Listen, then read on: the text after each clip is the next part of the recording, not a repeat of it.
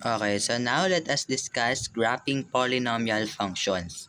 So, tapos na po tayo sa finding x and y intercepts. So, na-discuss ko naman na kung paano hanapin yon. Kapag x yung hinahanap, let y is equals to 0. Pag y-intercept yung hinahanap, let x is equals to 0. So now, ganun lang din. Hahanapin natin yung x and y intercepts and then igagraph natin yung polynomial functions. So let us have an example. Okay, first example, we have y is equals to x plus 3, x minus 1, and x minus 2. So first, let us find the x-intercepts. X-intercepts.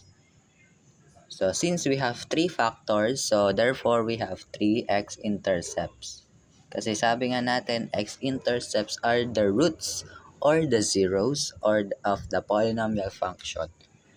So now, we are going to let y is equals to 0. So yung y natin is papalitan na natin ng 0. So it will become 0 is equals to x plus 3, x minus 1, and x minus 2. So now let us apply the zero product property. So lahat yan mag-i-equate lang sa 0. So we have x plus 3 is equals to 0.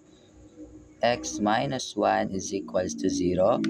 X minus 2 is equals to 0. And when you get the value of x, we just going to transpose. So, transpose nyo lang lahat to. Okay po. So, kung ito ay positive 3, pag tinranspose sa kabila, it will become negative 3. And when you transpose negative 1 to the other side, it will become positive 1. And kapag tinranspose yung negative 2 sa kabila, it will become positive 2. So, ito na po yung ating x-intercepts. We have negative 3, 1, 2. Okay, so now let us find the y-intercept. Y-intercept. So, yung y-intercept, isa lang yon. So, ngayon naman, we are going to let x is equals to 0.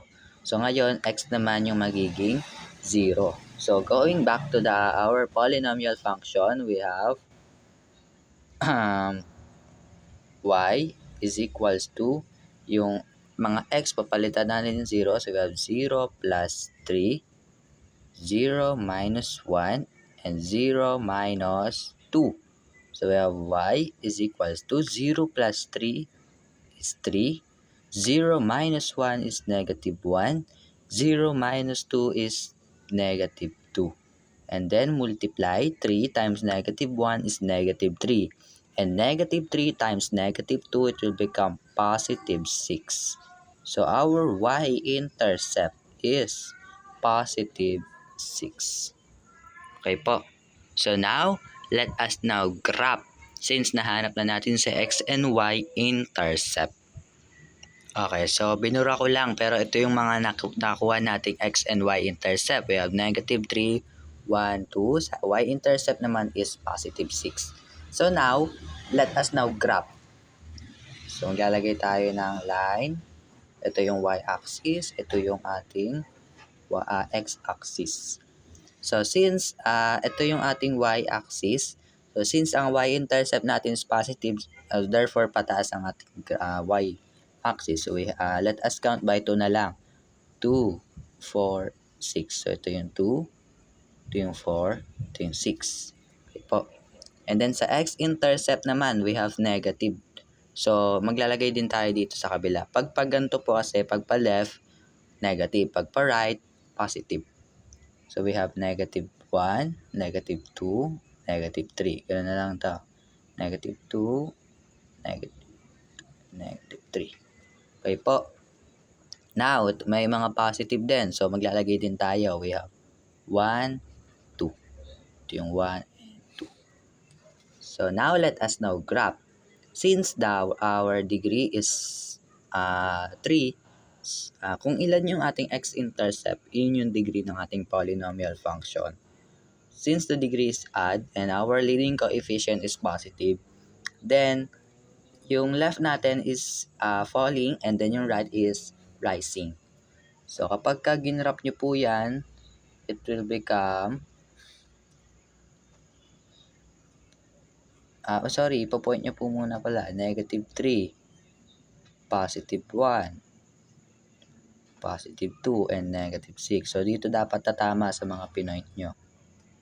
So pagka tumama, tapos tatama dito sa ating negative, +1, and tataas naman kapag tumama na sa 2. And then maglalagay lang kayo ng arrow. Yan.